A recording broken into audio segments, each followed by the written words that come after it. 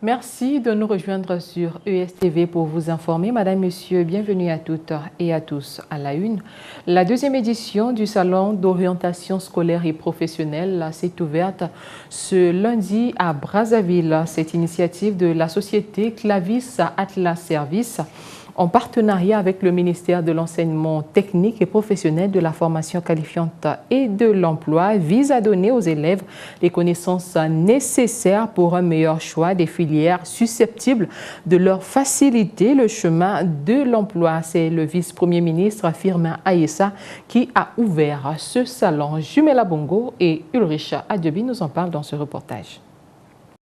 La réforme du système éducatif, quelle piste? C'est le thème choisi pour cette deuxième édition du Salon d'orientation scolaire et professionnelle. La directrice générale de la société Clavis Atlas Service est revenue sur le choix du thème. Ce thème constitue à tout point de vue une invite ici à l'appréhender et à se l'approprier en vue de trouver des pistes claires et pragmatique à la matérialisation de la réforme de notre système éducatif, devenu simplement alarmant. Nous avons constaté que notre système éducatif national est en décrépitude avancée et qu'il faille trouver les leviers d'un sursaut collectif. Ainsi, l'objectif de cette édition est de réinterroger les fondamentaux de notre système éducatif dont l'orientation n'est qu'un maillon. Au Congo, selon le vice-premier ministre qui a ouvert les travaux, malgré la crise financière qui traverse le pays, il existe des postes vacants qui manquent le personnel qualifié. Les statistiques nous enseignent qu'aujourd'hui, malgré un contexte économique et financier difficile où l'emploi est globalement déprimé, il existe des offres d'emploi non pourvues, faute de qualifications professionnelles exigées. Chers jeunes, vous constituez un capital humain et un potentiel extraordinaire. Malgré les incertitudes du présent, ayez toujours foi en l'avenir. Cultivez en vous l'esprit de paix, les vertus de la citoyenneté, du civisme et du patriotisme. Firmin Aïssa a par ailleurs demandé aux organisateurs de ce salon de construire un dispositif d'orientation de proximité pour les élèves depuis le lycée. Toujours en éducation, les missions d'un contrôleur de gestion dans une entreprise moderne, c'est le thème de la leçon inaugurale donnée ce lundi à l'université Henri Lopez par le professeur Azébé Espoir Eyolo Mbombi. C'était à l'occasion de la rentrée académique de cette université privée. Retour sur l'ambiance qui a prévalu à l'UHL avec Jude Moutali et Anthony Gonza. Il y a eu du monde ce lundi à l'université Henri Lopez, situé au numéro 28 de la rue Biemo à Bakongo, derrière la faculté de droit de l'université Mariangwabi. C'est le premier jour de classe. C'est donc la rentrée académique ici à l'UHL. Pour ce premier jour, comme chaque année, la direction rectorale de l'UHL n'a pas dérogé à la règle. Les étudiants ont assisté à la leçon inaugurale. Une occasion pour les anciens et nouveaux étudiants de se faire également connaissance.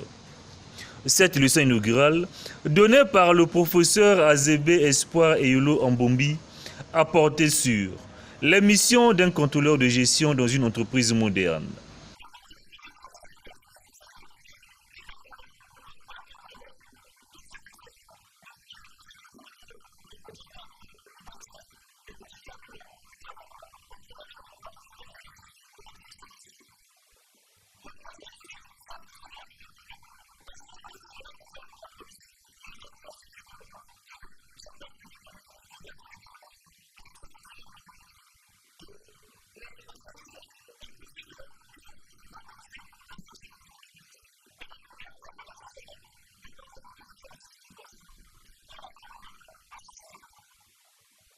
À l'issue de cette conférence, étudiants et enseignants n'ont pas pu cacher leur joie.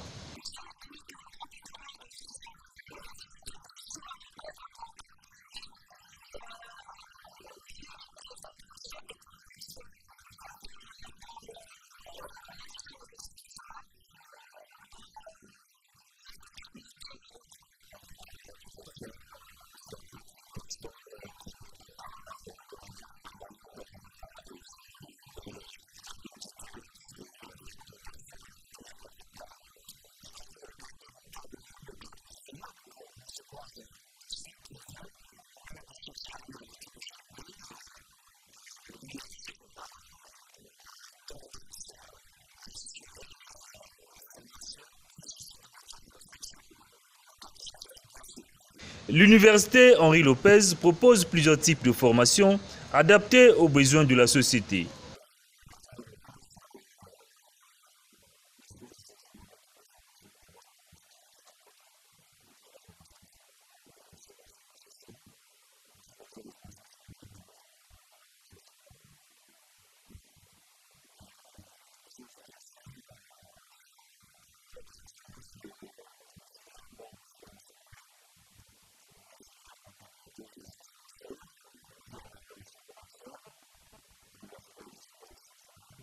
Créée en 2002, l'université Henri Lopez est un établissement privé d'enseignement supérieur agréé par l'État et dont les diplômes homologués par la fonction publique sont reconnus par la communauté académique nationale et internationale. Direction à présent le Palais des Congrès. La 4e session ordinaire dite budgétaire s'ouvrira le 15 octobre courant, tant à l'Assemblée nationale qu'au Sénat. Ce lundi à Brazzaville, les responsables des commissions de ces deux chambres se sont réunis en conférence des présidents pour déterminer l'ordre du jour de la session conformément à la Constitution. Il en ressort, entre autres, que la Chambre basse examinera 12 affaires dont le projet de loi de finances pour 2019 et la proposition de loi de l'honorable Léonidas Karel Motom Mamoni sur le statut de l'artiste de spectacle. Images et commentaires. La 4e session ordinaire dite budgétaire de l'Assemblée nationale qui s'ouvre le 15 octobre courant connaîtra à son ordre du jour 12 affaires dont le projet de loi de finances exercice 2019. Au cours de la session budgétaire, nous avons en premier et pour point principal le projet de budget de l'État.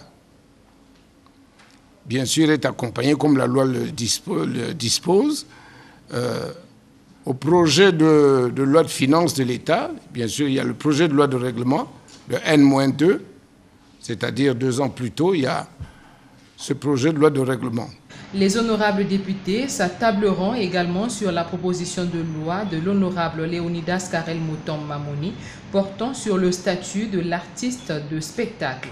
Une proposition de loi portant le statut de l'artiste de spectacle, des arts visuels et graphiques, de la mode, de la publicité et de l'entrepreneur culturel au Congo. Donc c'est une proposition de loi qui a été faite par un député, l'honorable Léonidas Karel Motom Mamoni. Même tableau ou presque à la Chambre haute qui, au cours de la prochaine session ordinaire budgétaire, traitera 11 affaires réparties de la manière suivante. 3 à caractère administratif, juridique et divers, 5 à caractère économique, 2 plénières consacrées au contrôle de l'action du gouvernement et enfin le point principal lié au budget. À noter que d'autres affaires pourront être insérées en cours de session. Également dans l'actualité, 2308 milliards 798 millions de francs CFA, c'est le budget de l'État exercice 2019. Ce montant projet a été examiné et approuvé samedi dernier en Conseil des ministres au Palais du Peuple. Le commentaire est signé Raoula Yondo et Anthony Gonzalez. 3 affaires étaient inscrites à l'ordre du jour du Conseil des ministres samedi, parmi lesquelles le projet de loi portant loi de finances pour l'année 2019. Un projet qui s'élève à 2308 milliards 798 millions de francs CFA.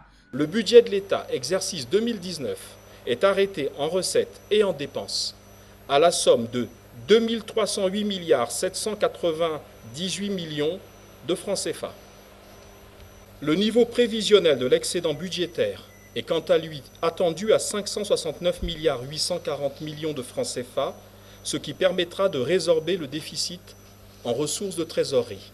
Aussi, ont-ils examiné lors de ce Conseil des ministres le projet de loi portant loi de règlement du budget de l'État, exercice 2017. C'est dans ce cadre que le ministre Ngadongo a présenté au Conseil des ministres les résultats définitifs d'exécution du budget 2017 en recettes et en dépenses. Il en ressort notamment, pour les recettes, finalement arrêtées à 1329 milliards 794 millions de francs CFA, les recettes se décomposent principalement comme suit. D'abord, un taux de recouvrement de 94,5% pour les impôts et taxes intérieures, soit 617 milliards 566 millions de francs CFA.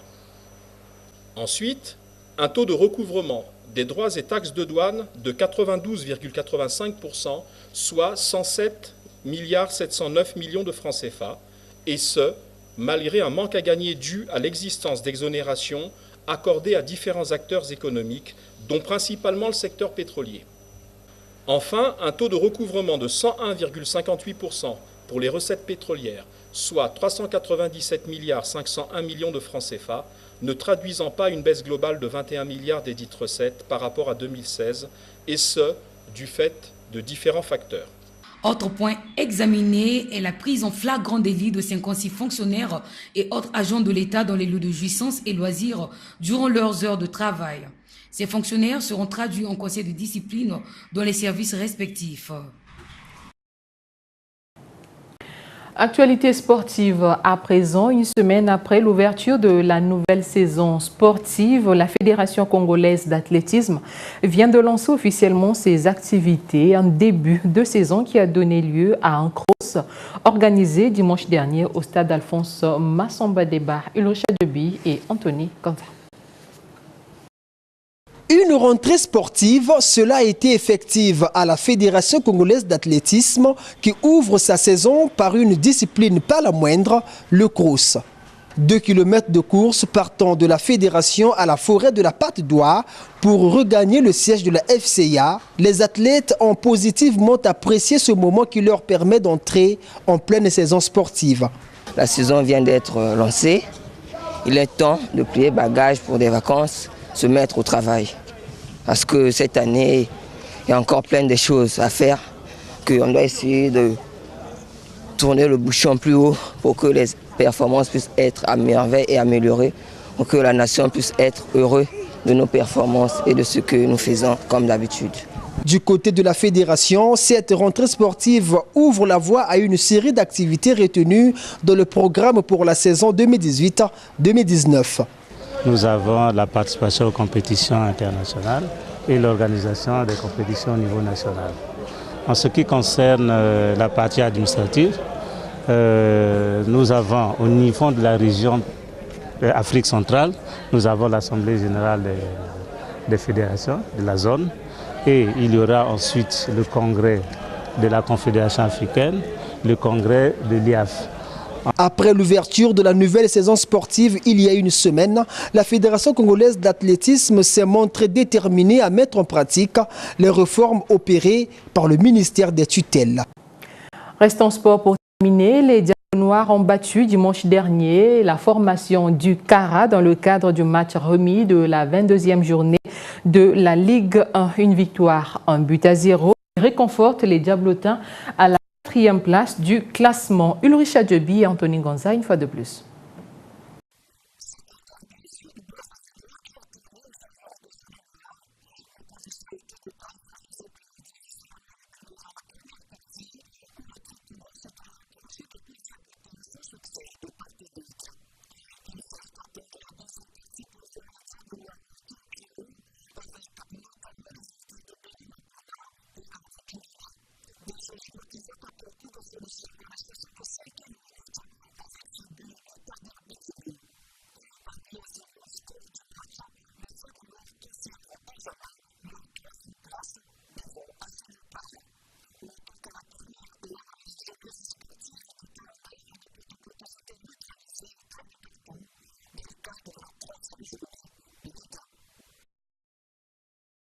Complètement bouclé ce journal. Merci d'avoir été des nôtres. Quant à moi, je vous dis au revoir et à très bientôt.